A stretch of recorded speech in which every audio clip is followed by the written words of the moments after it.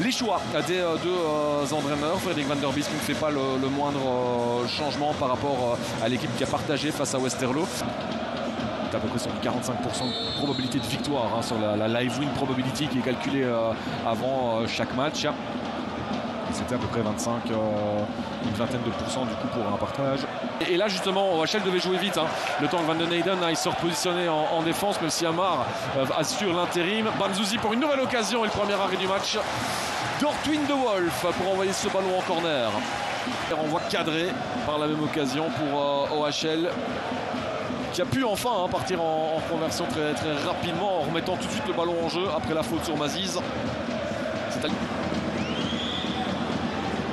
le droit de Storm d'ailleurs qui est également présent et a pris de l'élan, mais a priori ce sera pour Skov de cette position-là.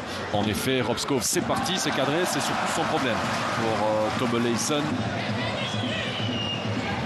Maziz à la limite, hein, là aussi, et Amar qui s'en sort une fois, deux fois. Et Skov qui peut jouer avec Belgali, pas de position de hors-jeu de Rafik Belgali. Le centre pied droit dévié avec le jeu à la main justement, et donc le penalty. Décision plus que simple.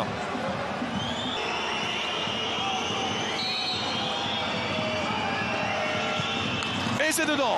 Rob Skov qui place le KV aux commandes.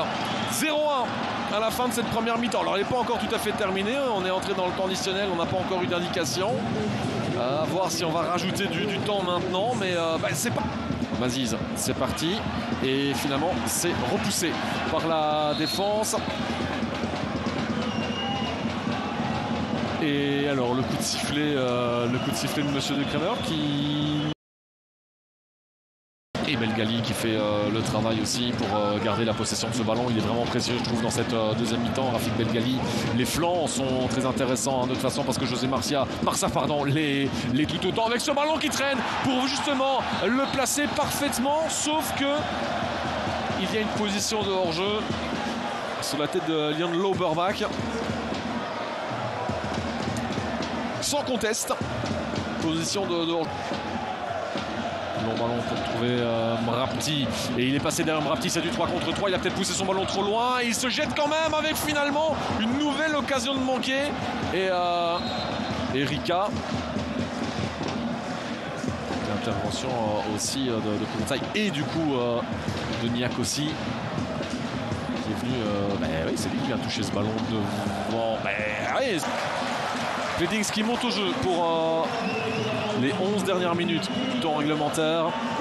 Va forcément jeter un peu de temps ballon et ça arrive à destination avec Benito Raman qui ne peut même pas tenter sa chance. Ça s'était refermé. Storm va pouvoir le faire. Oui, et cette fois c'est la bonne. Cette fois c'est la bonne pour Malines et on se demandait à quel moment ça allait tomber ce 0-2. Il y a déjà eu des grosses occasions. Il y a eu celui qui a été annulé rapidement et finalement celui-là est le bon. Et là ce 0-2 à 10 minutes du terme sonne certainement la fin des espoirs. Zefeuille qui peut se retourner et très bien fait ça pour servir Georges Balikwisha et l'arrêt d'Ortwin de Wolf. La réaction peut-être comme d'habitude à chaque fin de rencontre. Oh le bon ballon parce que c'est Storm qui est dessus en premier face à Pletings. Storm derrière n'arrive pas à tromper Leison. 4 sur 5 qui vont être effectués. Balikwisha. Vous voyez, pour s'appuyer sur Ikwemezi. Ballon contré et finalement repoussé de la tête par Marsa. Vletink. Est-ce que ça passe ou pas? Est-ce que ça passe ou pas? Avec Pletings justement Ewood Pletings pour rendre un petit peu d'espoir à OHL. 89 minutes de jeu. Et si on insistait à une fin de match complètement folle avec un Pletings, oui, on parlait de sa défense sur le but, s'il devait se rattraper, entre guillemets, c'est fait avec ce but. Sort en touche, celle-là va être effectuée très rapidement forcément avec Balikwisha.